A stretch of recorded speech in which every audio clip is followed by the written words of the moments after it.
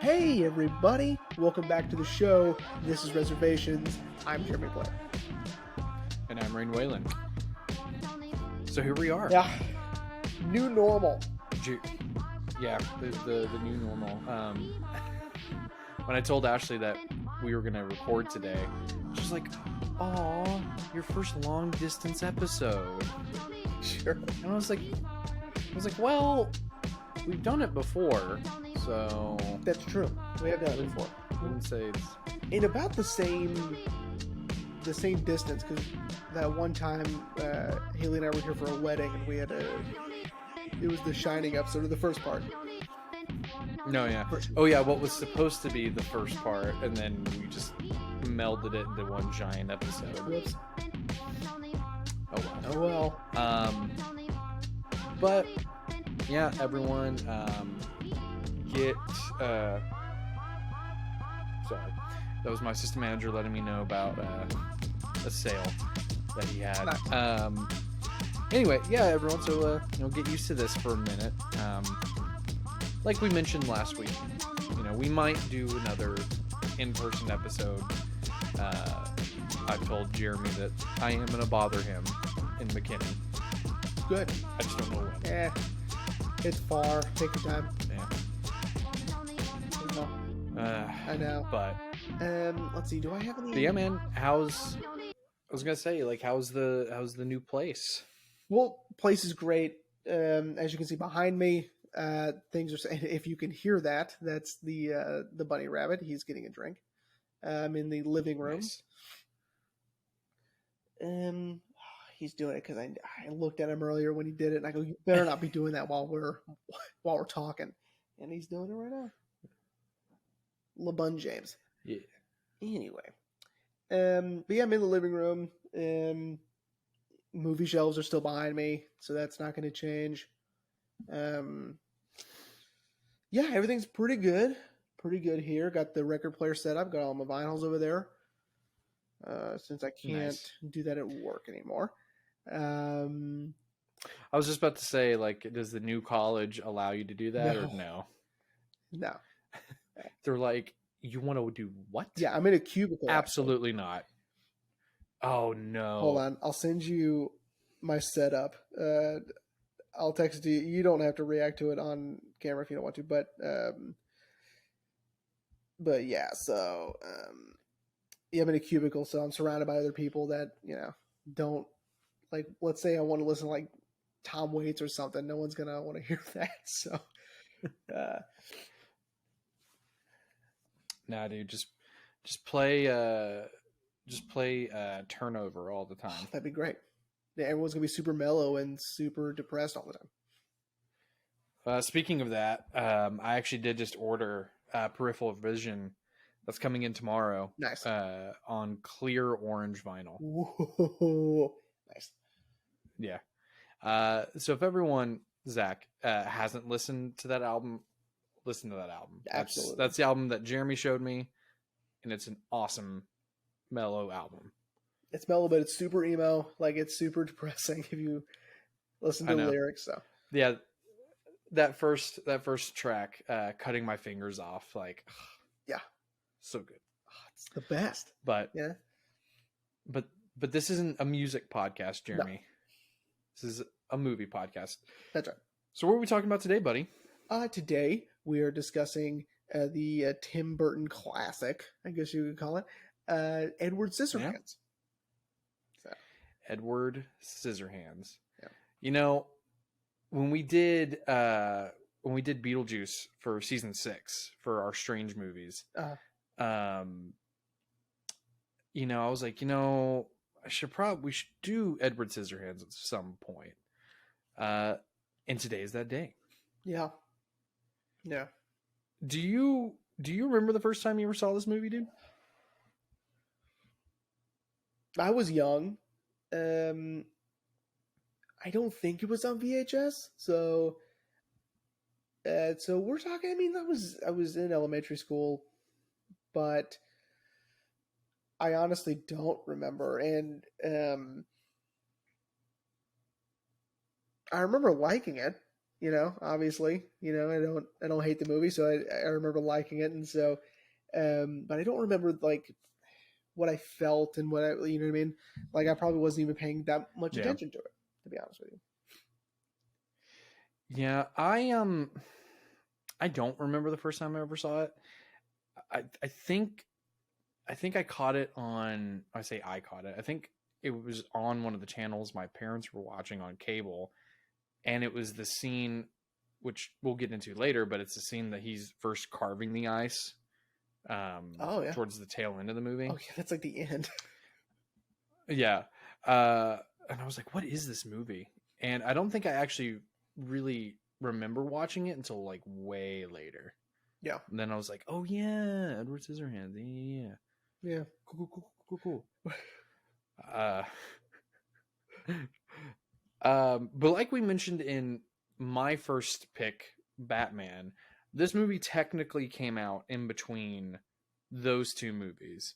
yeah, But we're giving just a little asterisks to this, just because yeah. we said Because why we did both Batman movies. why would we take a break between Batman movies? Let's just get it over with. You know what I mean? So that's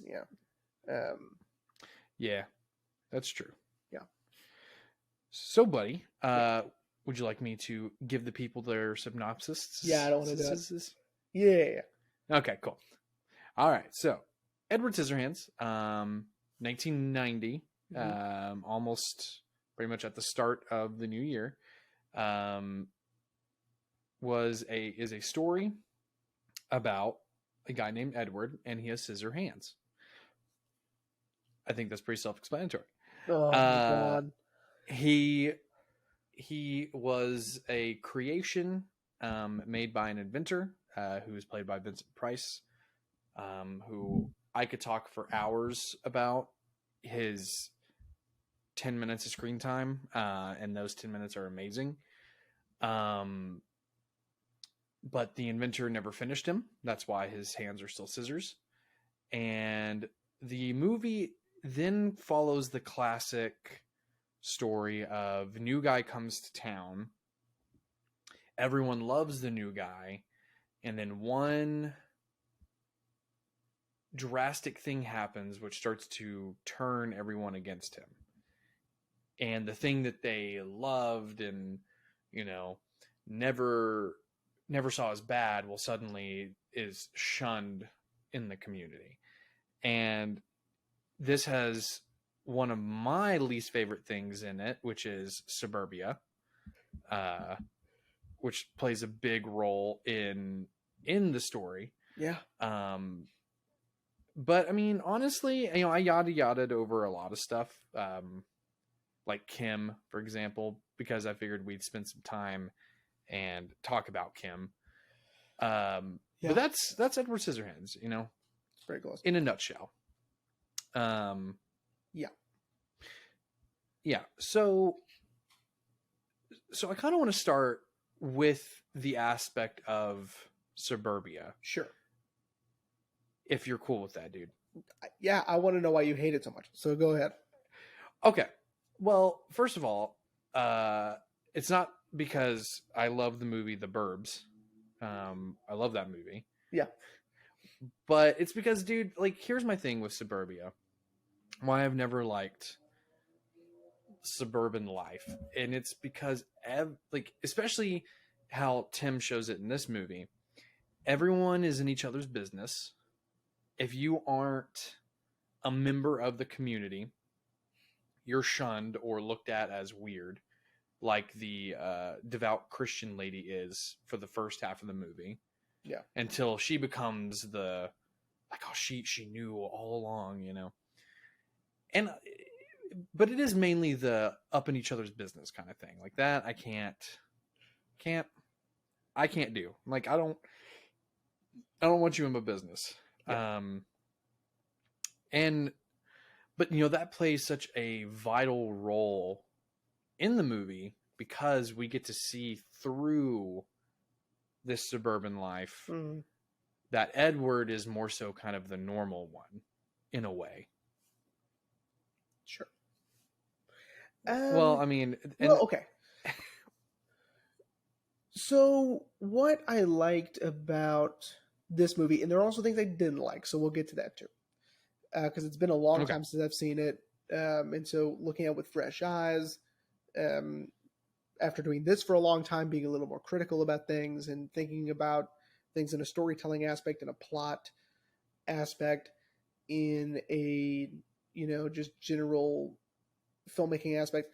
Um, what I liked about it, and I told Haley this while we were watching it last night. We went to a hockey game and then we came back and watched Edward Scissorhands. Nice. Yeah, is I like that we don't waste time with, oh my god, he's a monster.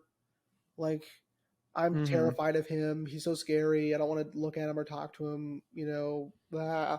It's just he comes in and people are like, oh hey, he's pretty cool. It's the accept Yeah. him immediately, right? Mm-hmm.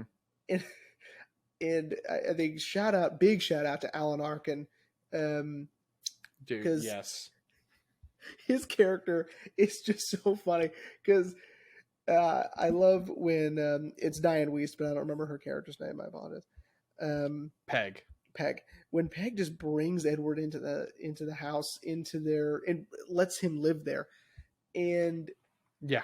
it's like, here's some of what's his name. Sorry, Alan Bill. Arkin. Bill. Here's some of Bill's old clothes. Like, wear those. He's not coming in the house being like, who the fuck is this? Why does he have scissors for hands? Why is he wearing my old clothes? It's none of that. It's just, so hey Ed, what's going on? You know what I mean? It's pure Alan Arkin. That's just how he is. But I love the sort of just general complacentness with everybody around Edward, pretty much most of the time, right?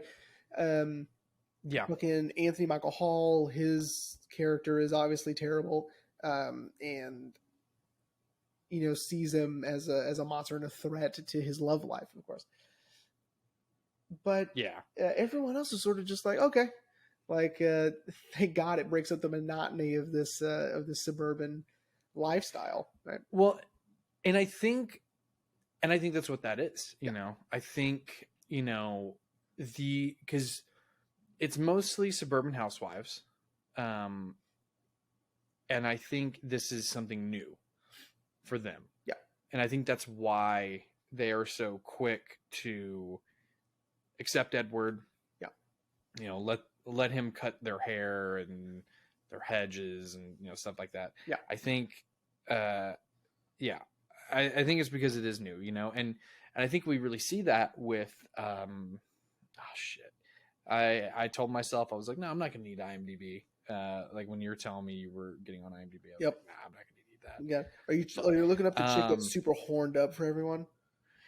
Dude, yeah, Kathy Baker, Joyce. Joyce. Yeah, because we really see that with her very early on when she's trying to seduce the appliance repairman.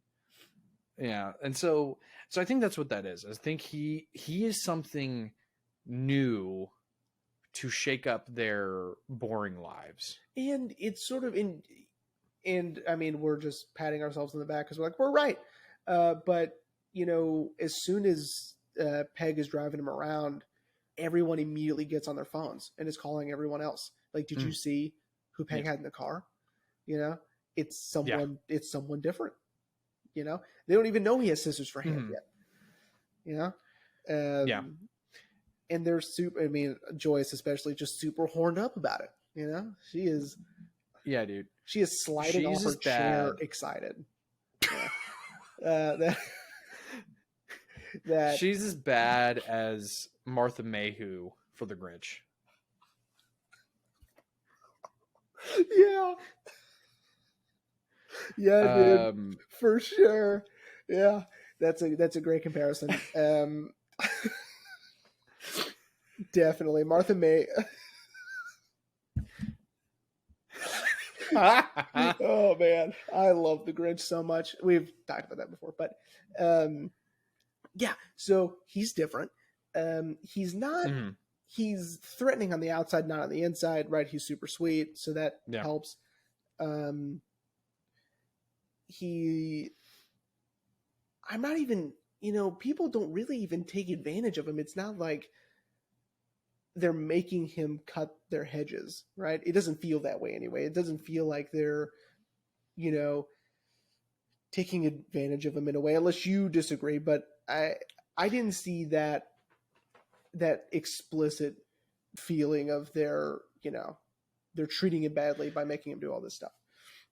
No, I don't disagree. I agree with that. That it's one of those things of, if he wants to do it, we'll just let him do it. Yeah, that's what it feels like.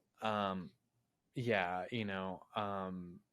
especially, then that involves into dog grooming, and then to, hair cutting. I don't see it as them like trying to take advantage. I think it's just like, well, what else could he do? Yeah. Like, oh, I bet he could probably cut hair, and again, it's mainly the housewives. Like, the husbands are just like, yeah, whatever, let him do it. Which again is sort of funny also, because they're not worried about him. They're not like, dude, that dude is like a weapon, bro. Like, what are you doing? It's like, and they're not even threatened, like, in a sexual sense. If this guy's in my house with my wife, like, who cares? Like, no one cares about that, Yeah. Joyce's husband is just oblivious to everything, right? Which is also 100%. Well, and I think what it also is, and now knowing this, when I rewatched it, I was like, that makes so much more sense. And it kind of goes back to my tease for last week, which is, we're really seeing this world from Edward's eyes. That's why everything is so bright and colorful. Which, if anyone remembers my tease from last week, the first time I distinctly remember watching the movie, I was like, how is this a Tim Burton movie? Mm-hmm. Because everything's bright and everything's colorful. But that's now knowing that, I'm like, oh, well, that makes sense, because of course all of Edward has ever known is dark and gray. So I was going to save this for later, but number one, it's based on the neighborhood Tim Burton lived in Burbank, California, when he was growing up. Okay, that's what he based the neighborhood on. Mm-hmm. Second, they didn't have to change anything about the neighborhood. Okay, mm-hmm. It already came that way, which is, like, living in Florida sounds like a nightmare, because that's where they filmed it. Yeah, I think all they had to do was just repaint all the houses. And repaint them the colors they already were, I think. Because like they were already colorful like that. It's my understanding. Fuck that, dude. That does sound like a nightmare. It's, if you've ever been to Galveston or South Padre, that's what it feels like too. The houses. The houses and condos, and they're all that color. Yeah, they're all different colors. Which begs the question: was the neighborhood built around the inventor's house, or did the inventor move there and be like, "Yeah, no, I'm not doing this"? I like to think that the house the inventor lived in is so old that it just built around them. Is what I like to think. I think that would make more sense, but and again, kind of like what you were saying with Edward being introduced to the neighborhood. Sorry, Mom. Tim just kind of plops us into this world. Yeah. Like, yeah, he lived on this house on the hill. No one goes up there. Yeah. There you go. And really, it's not like, it's good storytelling how we know that, but no one says it, right? There's no exposition like, that's the house no one goes up to. Abandoned for 30 years.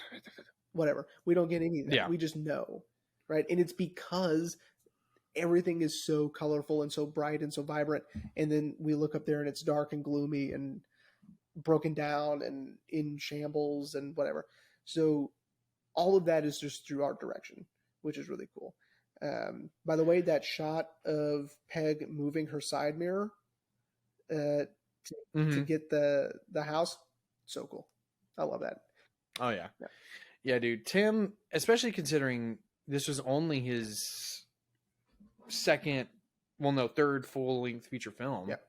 You know, Pee Wee Herman, then Batman, then this. You know, like it's so impressive that a lot of the shots, like the mirror, Yeah. and thanks to you, and thanks to specifically the fact that you've chosen Fritz Lang this season. I just want to quickly just talk about the architecture of the house. Yeah. To me, maybe you can correct me, seemed very German expressionistic. It seemed that expressionistic. way. Yeah. It seemed to be that way. Definitely. At least it had some influence, right? Of it, and it would influence what he does later, right? The house looks like Nightmare Before Christmas. It looks like Beetlejuice, you know, also, which came before this also. So don't forget about Beetlejuice. Beetlejuice also came before this. Oh, yeah. This would have been his fourth movie then. No, I think it would have been his. No, yeah, no, it would have been Pee Wee Herman would have been after this, because it was. I don't feel like backlogging real quick. But speaking of Nightmare Before Christmas, I'm actually wearing these shorts that I bought from Box Lunch that has Nightmare Before Christmas. Let's see them. All over it. No, maybe Future Rain will put in a picture of them. Just slide them off, show them to the camera, put it back on. Yeah.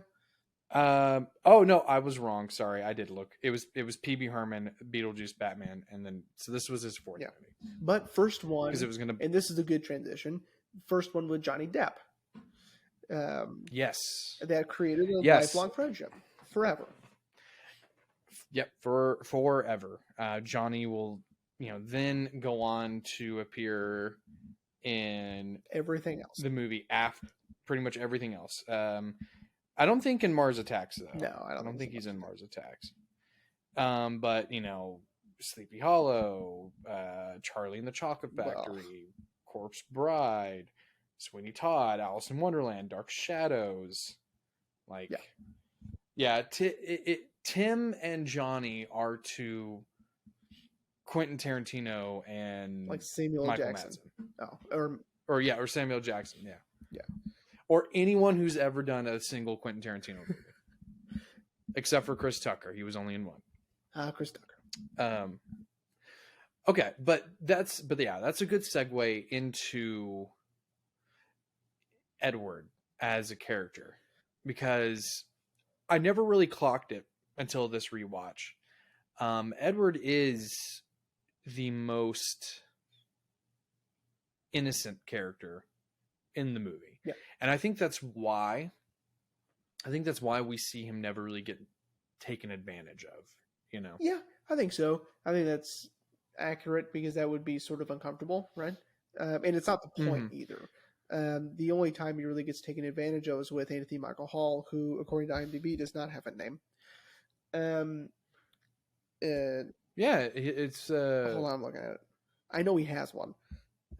Jim. So Jim, yeah. It just didn't pop up. I don't know what to tell you. And so that's really, but he's the antagonist anyway, so of course he's going to take advantage of him. Well, and Joyce lies and tells everyone that he tried to rape her. So, So here's something I clocked this time. Okay. And I never really thought about it, really. But he doesn't have a body. And so the leather suit is his body, right? He doesn't have anything under there. That makes okay. Yeah.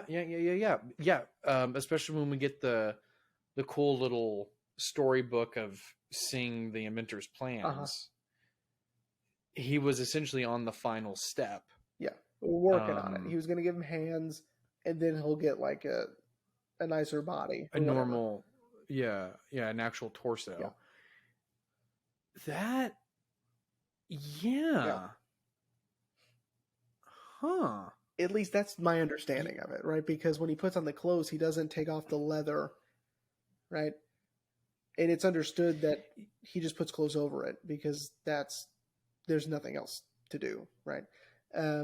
Yeah. But also, I realized just how goth he is. I don't know why, because he's got the Robert Smith hair, which is legit. That's what they used. They used Robert Smith hair for the Hmm. cure. And Yeah, it's like which spot on. I don't know if you saw that, but like Tim asked Robert for his permission. Like, is it okay if we do that? I wish I could have. And Robert was like, he was like, yeah, sure. Dude, I wish they would have like recorded that whole thing because I doubt it was just a yeah, sure. It Yeah. was it was probably like, Imagine though. oh, if you must, I don't really see the point of it all, but if you must use my hair, go ahead. You know, uh, For people who don't know, Robert Smith of The Cure is very. He sounds like he's melodramatic, he's melodramatic. 24/7. I don't think he's ever been excited about anything ever. So, Except for being on a gorilla song, maybe. maybe, I don't know. maybe, but Um, so I like how like I bet if I were super goth back then, like if I mhm. were like a teenager when this movie came out and I was super into goth or um especially that like 80s goth where it was just leather and whatever, I would have thought he was the coolest fucking thing ever, I assume. um Well, it's funny you bring up that example because uh, one of the reasons why I chose Tim um, is because it was more so to satisfy 10-year-old Rain, who thought he was goth. cool. Like, I mean, I know you've always really known me with long hair, but I used to perfectly try to fringe it over like my eye, and Yeah, I remember. it, you know, trying to be like Lydia. I mean, like my whole life is a dark room. Uh, and I feel like that's why I always latched on to Tim Burton. Sorry if anyone can hear that. It's your dogs, huh? The dogs. No. Yeah. I'm hoping they can, but you never know. But that's why I've always kind of latched on to Tim. Now, although, as you were just kind of saying, Edward is sort of a goth icon. I would think. I never felt that way about him, though. No. He probably isn't. I just would think he is just because of, his hair, his skin, his outfit, the scissors for hands. His you know, his everything. His innocence, because goths aren't like, they're just like, no one understands me. No one understands Edward either, except I'm sure they especially felt that way with the whole like, hold me, I can't. And then there's like, I can't hold people either. I can't either, man. This guy gets me. I feel seen. Oh shit. But yeah, so anyway, those were my revelations doing this, and I think that if like Lydia is like the female version of that, so that was cool that you brought up Lydia, because I think Lydia and Edward are like the same person. Well, and I'm glad that you brought Lydia back up, because that's also a good segue into Kim. Sure. Winona Ryder, who, if I didn't say it enough when we did Beetlejuice, I fucking love Winona Ryder. I would want her to be my mom, not in like that sense. Like, I would legitimately want her, be like, yeah, Winona Ryder's my mom. Yeah. How cool is that? She does like Tom Waits, but so I'm in. I'm in for this. Yeah, man. Winona's the best. She also didn't puss out either when she got arrested. She did her community service for shoplifting. Yeah, shoplifting is badass. So I know it's the coolest thing. It's the coolest. But so Kim. So Kim, it's so interesting that this is only 5 years apart from Beetlejuice, and Lydia and Kim are just starkly different, and Winona kills it. Yeah. She is sort of the audience in where she does freak out when she sees Edward, and why wouldn't you, Mm-hmm. right? Again, he is a monster, right? Um, Yeah. insert Buster from Arrested Development here, where he's like, "I'm a monster," with his hook hand. But um, yeah, she reacts the way that we would, normal people would, not this sort of I weird was scenario where no one seems just to accepting care. it. Yeah, Yeah. or yeah, Well, and I think that is also by yeah, design.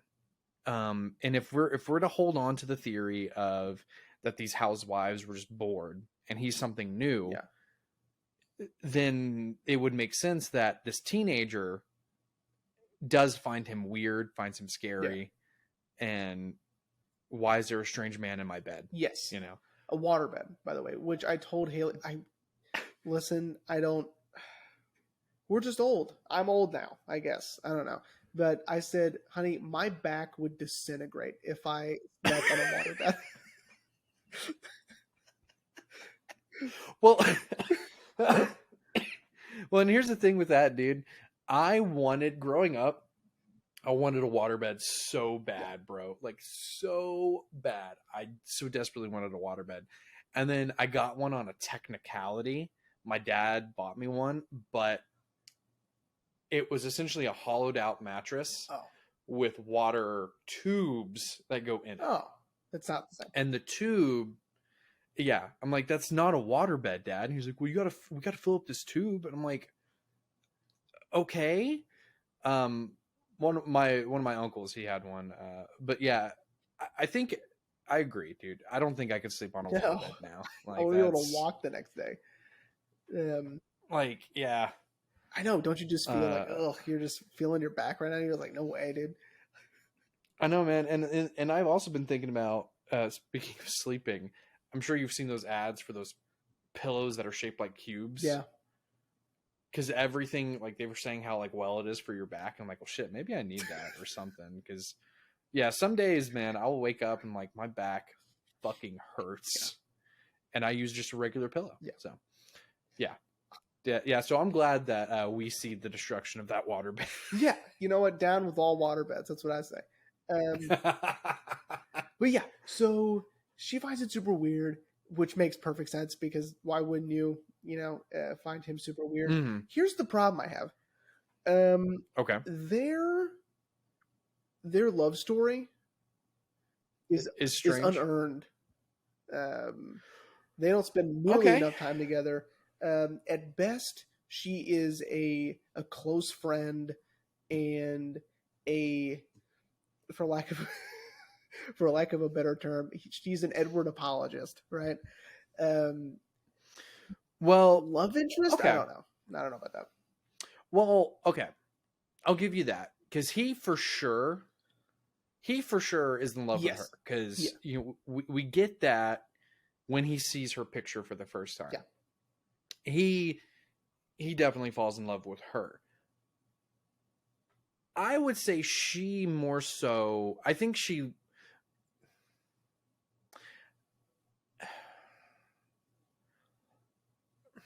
And I'm trying not to look at this with graduation goggles. I think she does love him, but not romantically. But then that wouldn't really make sense because she kisses him. Yeah.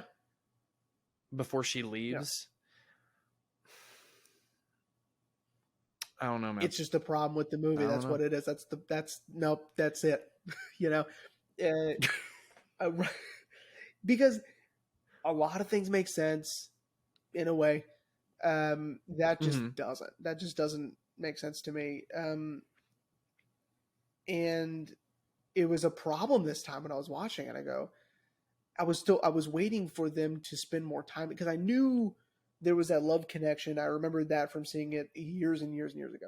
And I was like, yeah, I remember them falling in love. And I was like, okay. So I was waiting for them to have more screen time together and for them to have more one-on-one time and that just never happened, Well, and I think maybe what Tim was expecting us as the audience is that she's slowly, little by little, seeing him less as a monster. Yeah. Like when he unlocks the door for her. You know, that's the only fucking example I can think of. But I think that's what Tim is expecting of us as the audience is, hey, she's not seeing him as scary anymore. Yeah. Because you can't blame it on Stockholm syndrome, you know. No, because not this time. This isn't a Beauty and the Beast situation. You know, she's not being held there against her will. And technically, neither is Edward. He could leave at any time. He chooses not to until the end of the movie, which we'll get to. Okay. Damn you, man. Sorry. Damn you. Well, because now I'm like, well, shit. Well, okay. You're right. It's not earned. Let's go to what does make sense, which is what I liked about this film the most, I think, which is the sort of maternal instincts of Peg and in taking care of Edward because she knows that he needs help, right? And she's trying her best to, and never leaves his side, doesn't believe any of this other shit that's going around, and definitely doesn't believe Joyce. Fuck Joyce. And yeah, dude, shout out to Diane Wiest. Yeah, Diane Wiest. Michael Corleone's sister-in-law. Because that's the example they use in Brooklyn Nine-Nine. And then Holt is like, no, I'm following along. Tell me more about Diane Wiest's brother-in-law. And he's like, really? The Godfather. But before we really get into that, if it wasn't for Diane Wiest, we probably wouldn't have gotten this movie because she was the first to sign on and apparently was super supportive of the film and really wanted to make sure it got made. Yeah. So, yeah. Shout out to Diane Big Wiest. Shout out to Diane Wiest. But yeah, dude, Peg she is the best. Yeah. She's so sweet. She's pretty much like the dream mom. She doesn't leave Edward's side. She is super supportive of him. And I love that she doesn't give up on trying to help cover up his scars. Yeah. Either. From the many years of him cutting his face. Yeah. And it's just, Peg's the best. Yeah, Peg is so sweet. Even in, Haley pointed it out when we were watching it. She goes, she's just letting him keep cutting her hair just so he feels important, right? Because her hair keeps getting shorter and shorter and shorter because no one else wants anything to do with him anymore. And she goes, well, you can cut my hair. My hair, I need a haircut. Let's so it just keeps getting shorter because she wants him to feel important, which is sweet. Yeah, especially during the when he's on a televised interview and someone hits him with that real existential question of, if you do get real hands, you won't be special anymore. You'll just be like everyone else. And then she's so quick to be like, Edward will still be special no matter what. And it's like, yeah, man, I think at that moment we all got Wiest infections, dude, for reals. Because she's so maternal and it's so nice, like yeast. Exactly. Yeah, man. Peg is also one of the most innocent characters in the movie. She doesn't let Joyce bully her around, and I think it comes from us seeing her in the first 5 minutes of the movie being an Avon lady and having doors slammed in her face. I think that's what makes Peg so great, is that she's persistent. Which is funny because, she goes to that first house and at first you don't know what's going on, right? It's the beginning of the movie, but, then you realize that she's knocking on doors in her own neighborhood and that they all know each other. And she goes, Heck, I didn't buy from you last week. You know that, right? She goes, yeah, I know. So you go, okay, bye. Yeah, I never buy from you, Peg. I know, Helen. Thanks. But she's determined, and that's why we like her. Yeah. You know, and I gotta say, I'd never caught it until this watch around. Their last name is Boggs. So Alan Arkin's character, his name is Bill Boggs. And then Peg Boggs, Kim Boggs, and Kevin Boggs. Boggs. I don't know, Boggs. That's such a Like Wade Boggs. That's such a yeah. Yeah. But it's such like a Tim Burton thing. Like, all right, what's his family's last name going to be? I don't know, Boggs. I don't know, Boggs. Who cares? Like, Yeah. He said Boggs. But yeah, man. Okay. So let's talk about fucking the moment that everything changes in the movie, which is Jim, Anthony Michael Hall, wants to rob his own parents so he can buy himself a van. Hell yeah. And that van they were riding around with was bitching, so I don't blame him at all, dude. Guy gets yourself a van like that. It's so cool. With the flames. It's so cool. Yeah, in the chain steering wheel. You know it? Oh, I never noticed that was a chain steering it's awesome. wheel. Yeah. But yeah, Anthony Michael Hall. And again, it's so funny that hang on, let me check it real quick. Where is it? There it is. That 5 years prior, he was playing one of the best on-screen nerds we'd ever seen, and now he's just like the biggest douchebag ever. Such an asshole. But yeah, so Jim hatches this scheme that Kim, who really doesn't want to do this, but Kim, and their friends are going to rob his parents. They're gone for the weekend.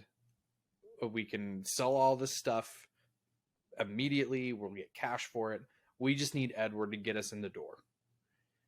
And because, as you said earlier, Jim is the only one that really takes advantage of Edward, but also Edward's feelings towards Kim. Yes. Because he recognizes that Edward does love Kim, or at least likes her. Yeah. Maybe he doesn't know that he loves her, but he definitely knows, he has a thing for Kim. Yeah. And as to be expected, because we've been hearing, great through really good exposition, not spoon-fed at all. We've been hearing through exposition of how paranoid Jim's dad is.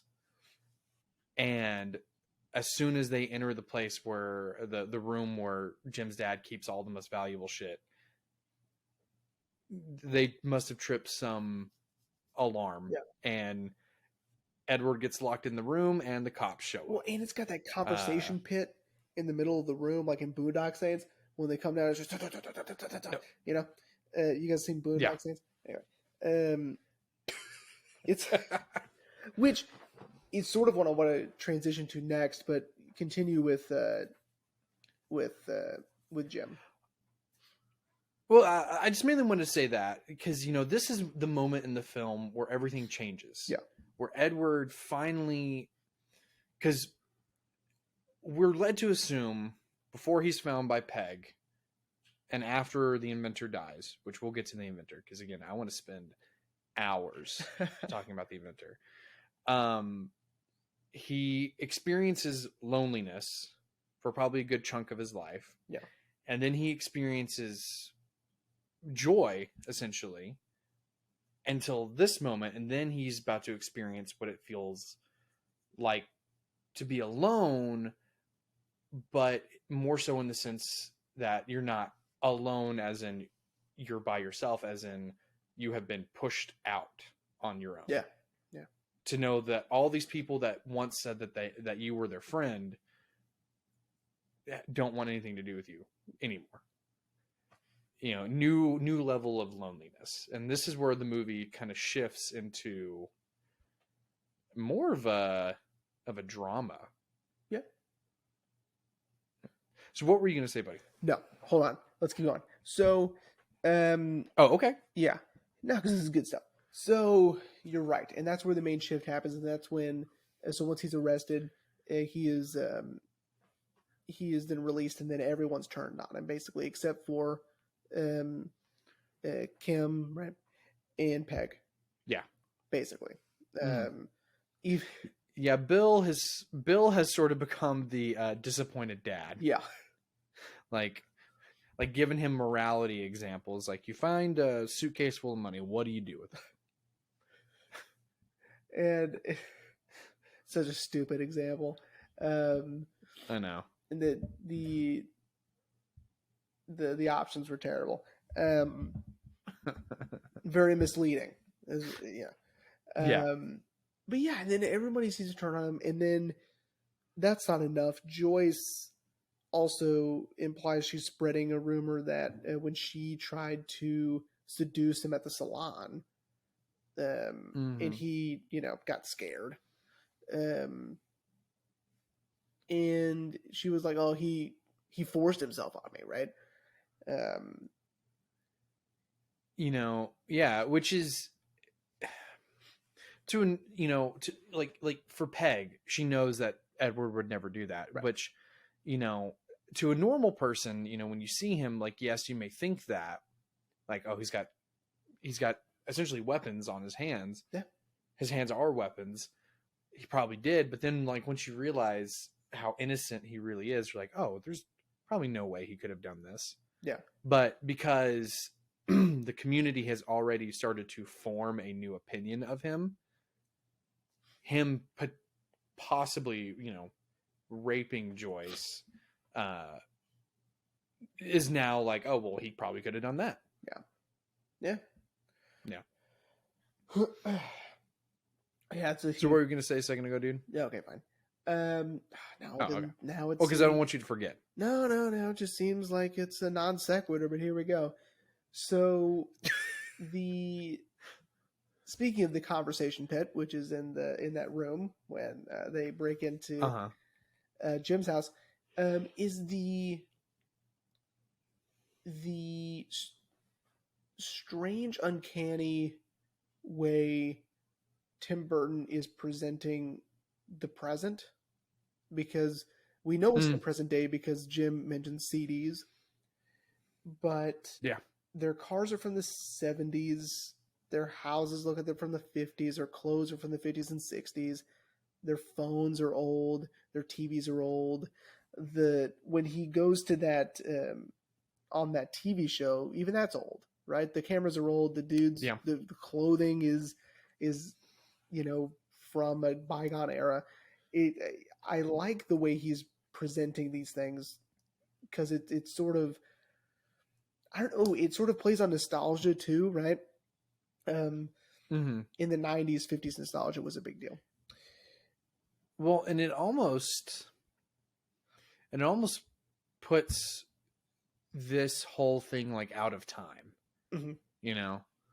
Like, I was trying to think of another good example of it, but, like, it's almost like, that they're not bound by time, that this could be happening at any time, Yeah. Maybe, I don't know. Well, I mean, no, because then again, I would have thought the same thing, but then Jim mentioned CDs, right? Yeah. I'm like, a CD. Okay, so it is taking place in 1990 or 1989 or whatever. Right. But it doesn't look like that, right? Yeah. Which, again, I liked, right? It can be frustrating if you're one of those people who's like, when is this taking place? Because then it would distract you for the whole movie, because it's never going to give you an answer, really. But if you just like the aesthetic and you just want to be in it, it's pretty cool. Tim Burton has a very unique visual style when it comes to doing things, as we both know.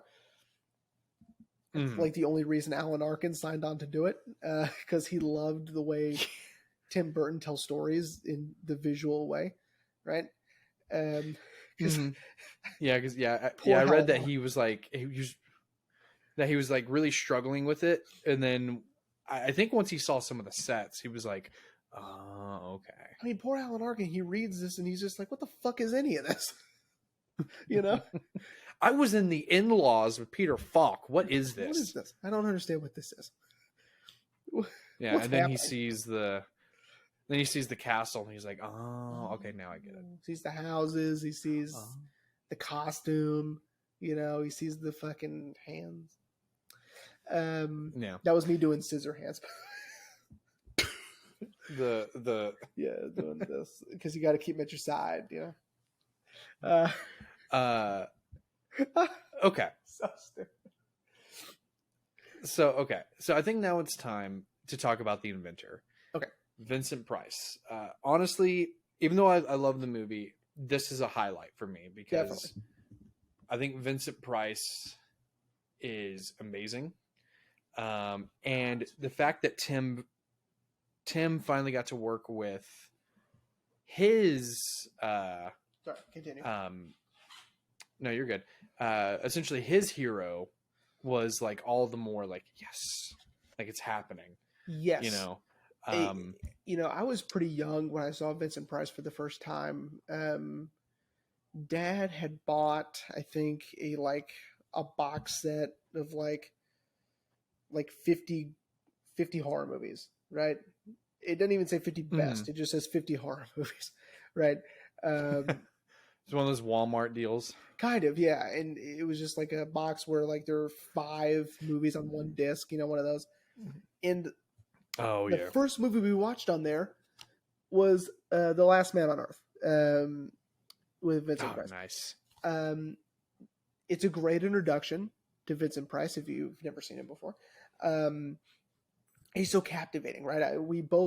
Dad and I both love Vincent Price. I think my favorite is probably Thriller. No. Oh, sorry, Haley just showed up. Hello. No, I think my favorite Vincent Price is sorry, she keeps looking at Quit It. Go away, hide. I love you too.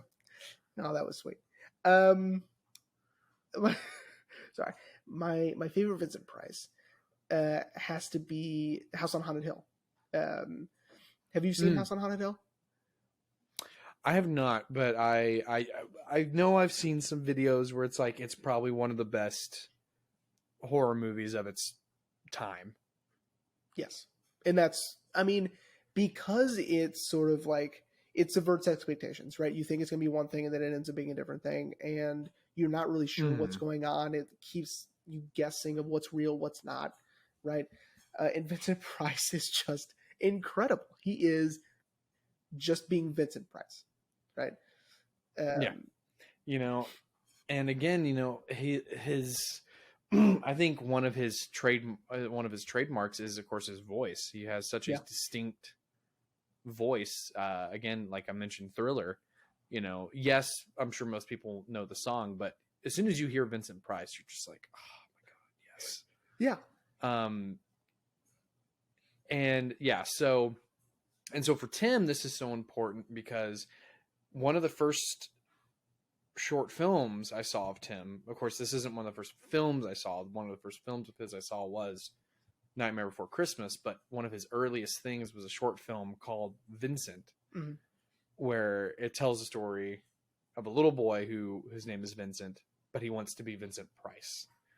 And it's narrated, I believe it's narrated by Vincent Price, but I don't think Tim actually got to meet him during that, I believe. Don't quote me on that. So he also could have been using like archive footage for the audio, which would make more sense to me because if you're you not seen it? Huh? No, I've never seen it. You've got Nightmare Before Christmas on Blu-ray, don't you? I do not. No. Oh, I was gonna say, well, it should be on that. Okay. We'll check once we're done with this, but it should be on that. So what was so devastating about this is his last movie, is that correct? And yes, I believe so. And he does have a death scene, which is sort of like, to give a modern example. Well, never mind. I don't want to ruin it. That was close. We may just have to, buddy, because there's not. Or no, here we go. Here's a modern example. Here we go. Because I've been really excited for this movie, this TV show. Yeah. The Idol that's coming out on HBO. It's being produced by A24. It's going to be the final performance of Anne Heche, who died last year. Gotcha. So if she has a death scene in that, it would make it all the more real, right? Because you see the movie, you know they're dead, they die in the movie. It's all that more impactful, you know. It gives this wasn't his last role. Oh, was it? He did an episode of Tiny Toons. That's fun. Shout out to Tiny Toons. Yeah, definitely. Then he did a movie called it was a TV movie called The Heart of Justice. Huh. Which had Eric Stoltz in it. And then he voiced a character in a movie called The Thief and the Cobbler. Oh, yeah, The Thief and the Cobbler. Oh, he was like... That was his last movie? Mm-hmm. Because it came out in 93.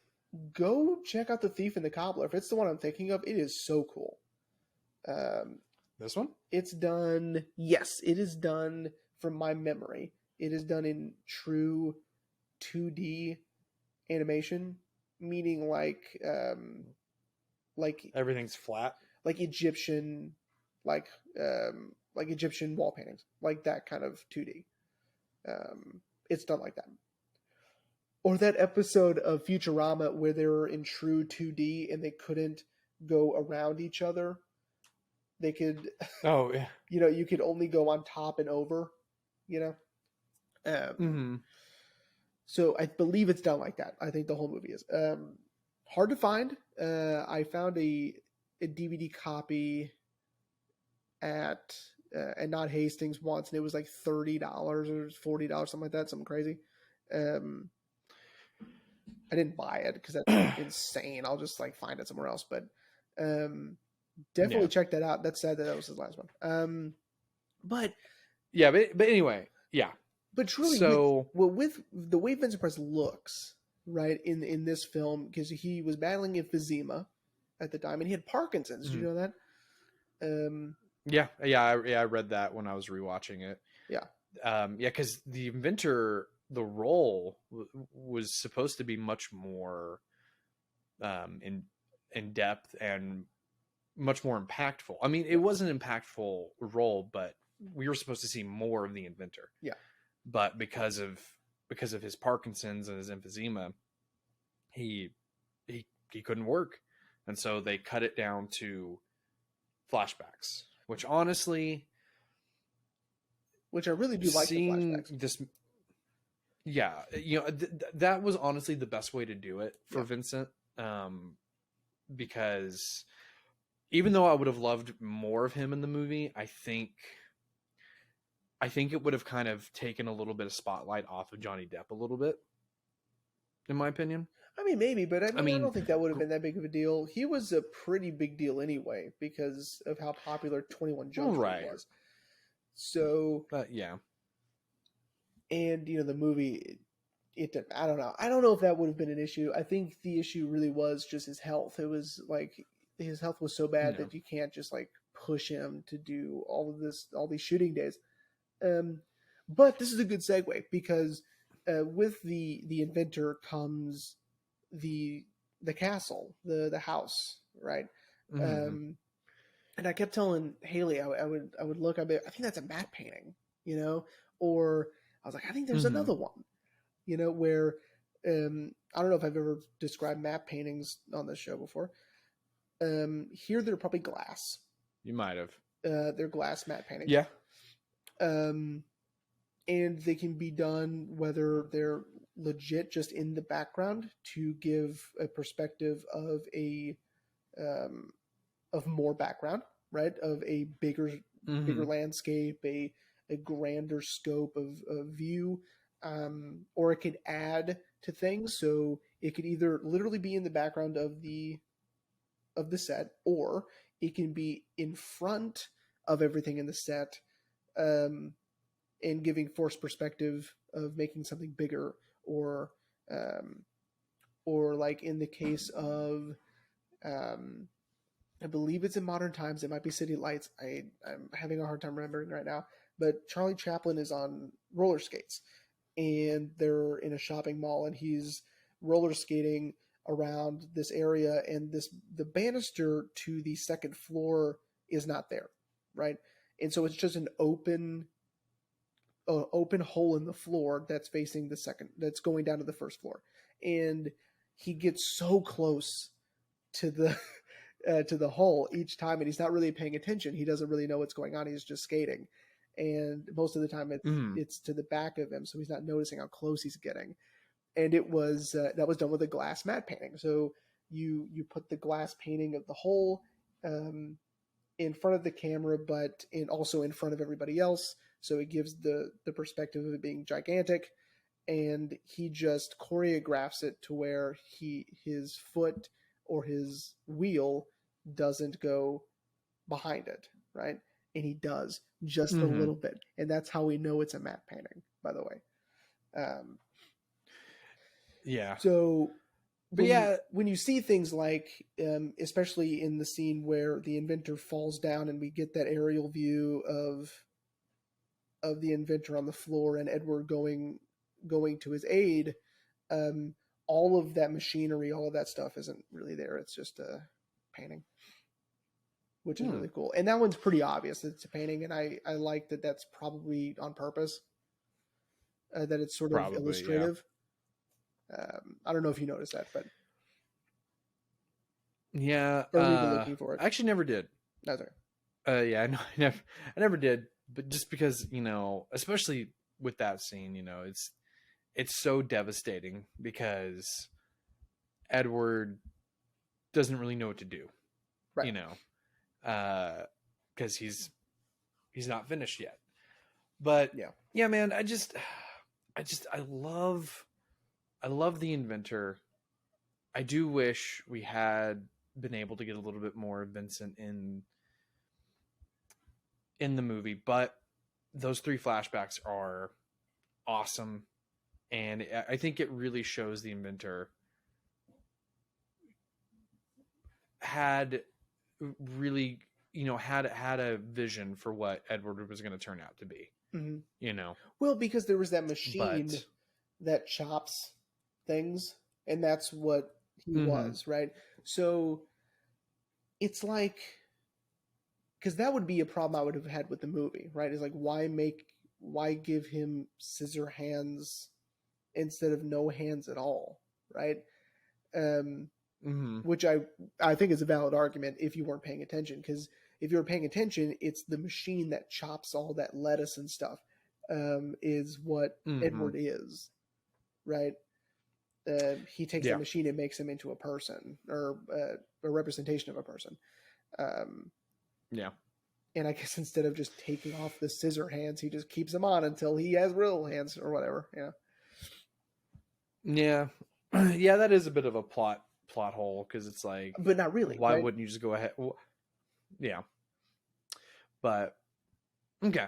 So chop stuff, while he's making the hands, be useful.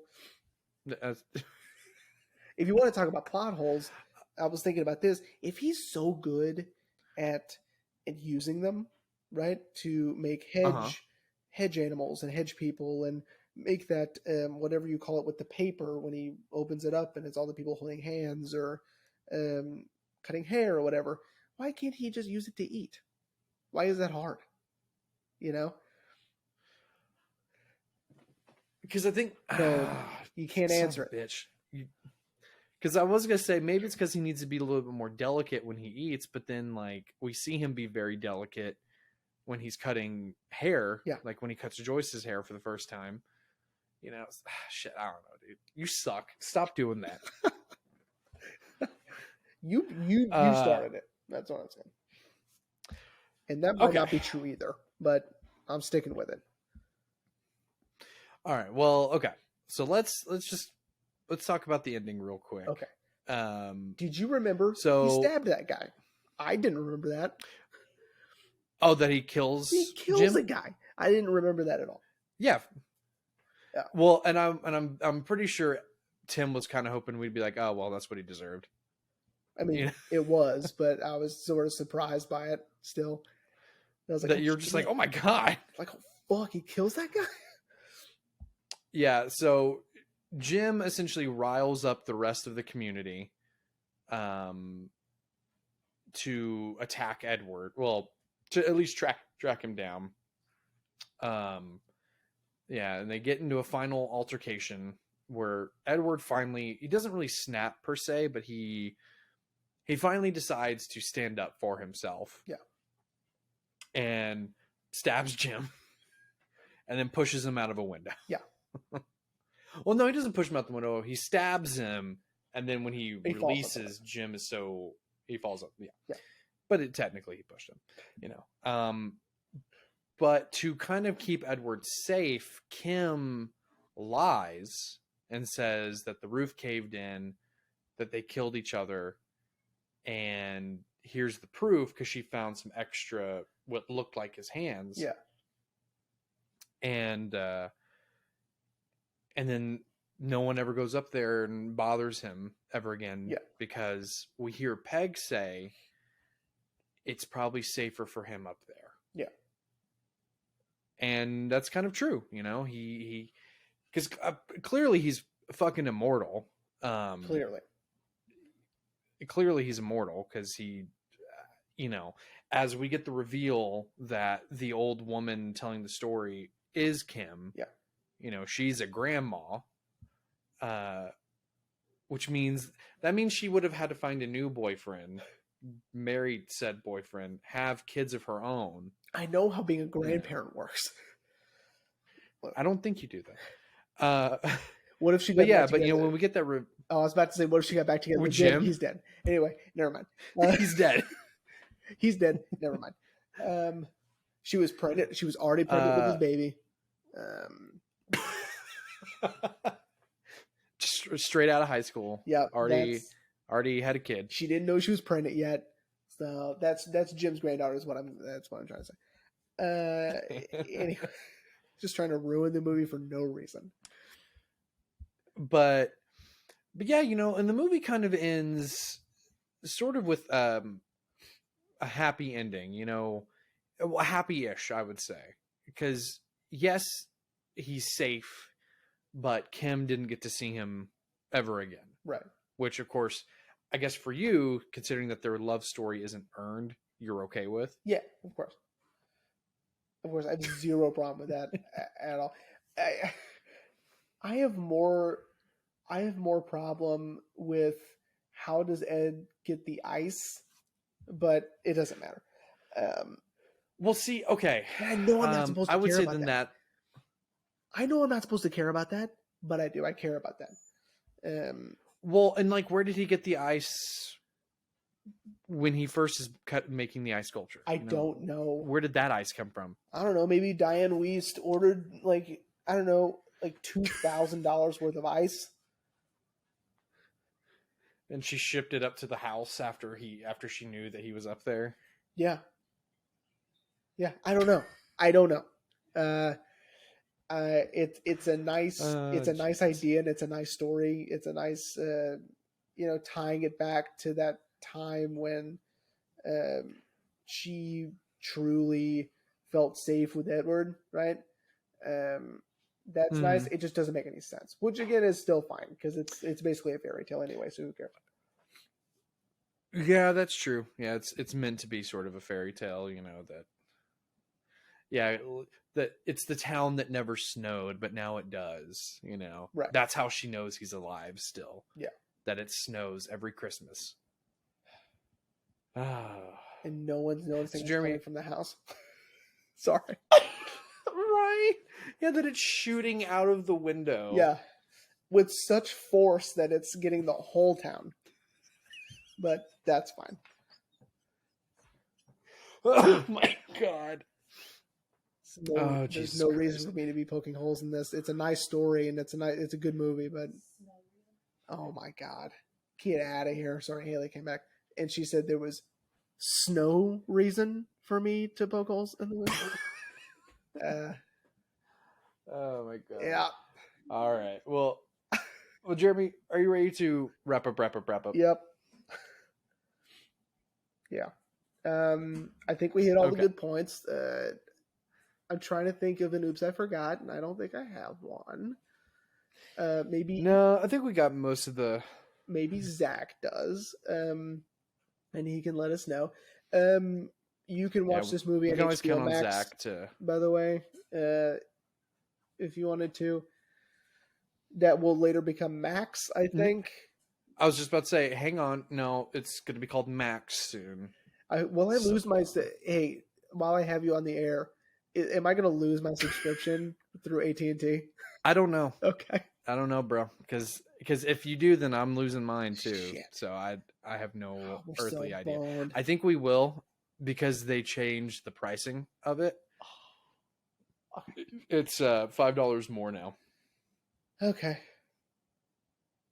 But that's fine. well, Jeremy, yeah. What are we talking about next week? Okay. Next week we are eating our vegetables again, and we are watching our last silent film of the season. Isn't that fun? Thank God. This one's called Spies. Fritz Lang's 1938. No, 28. Sorry, 1928. Spies. Yeah, this one I am excited for. Okay. Because I was gonna show it. I was gonna throw it up. I do really like the Kino Lorber cover for it. Yep. You can. It keeps getting reflected. There we go. There I it really is. like that. Yeah. So even though I'm not terribly excited about watching another silent film, I know this one's not 4 hours long. No, it is not. So that's a win. No, it is 2 hours and 30 minutes. So it's so long. That's fine. That's fine. I could. Well, I mean, isn't that how long Phantom Carriage was? No. 106. No. Yeah, This one's 150. About 150. Yeah. So yeah, 230. But you know what? That's fine. That's fine. Because this is the final silent film. Yes, of and the then season. after that's Thank M. So that's God. exciting. Oh. Okay, now that I'm also really excited to talk about. Yeah, me too. That is at least one of the few I have seen prior to this season. Definitely. So Jeremy, one little close off for Spies. So what should we be expecting going into this movie? I don't know. I've never seen it. You son of a bitch. But I would think it's more. This one's going to be more espionage, of course. I think. Which I'm down for. I think. Just to use an example, because it's probably one of the best espionage movies of this franchise, The Winter Soldier, all espionage, and I love it. And then I think that's what we're going to get with Secret Invasion pretty soon. So yeah, maybe. I don't know. Yeah. But yeah, so Spies, Fritz Lang, 1926, 1928. God, shit, 1928. You can get on Kino Lorber and the Blu-ray. That's what it looked like. If yours looks like something else, then you may have a region-locked version. So be aware of that. Yeah.